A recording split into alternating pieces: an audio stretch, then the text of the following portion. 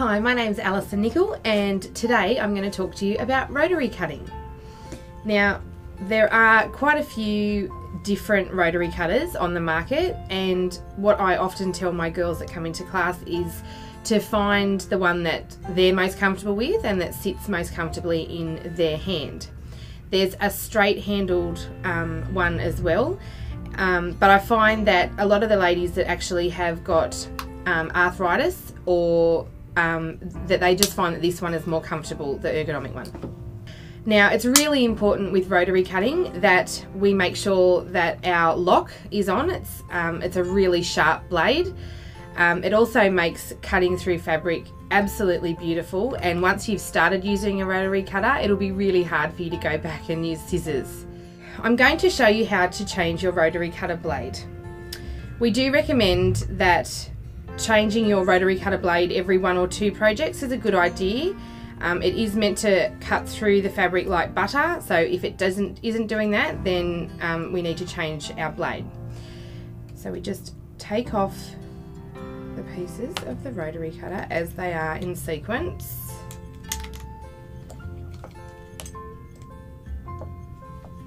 Now, it's really sharp, so be careful at this point. Now, then you just pop the new blade back on.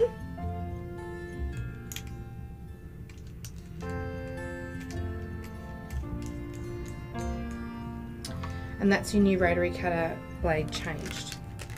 The other thing that I like to use with my rotary cutter is a ruler, and these things make patchwork and quilting so much easier. There are lots of different rulers on the market, lots of different sizes, lots of different shapes. These ones that we've got here are generally the ones that most girls start off with. So all we're doing here is I'm just going to show you how I cut my fabrics using a rotary cutter. Now, this fabric range is called Happy Days, and it is available from our online store at the moment, which is patchworkandcraft.com.au. When we're cutting our fabric, I generally try to fold my fabric in half, selvage to selvage, and then I just line up my piece of fabric with the bottom line of your mat. Just basically it means then that you're getting a straight cut, because you'll be able to see that your fabric is sitting straight.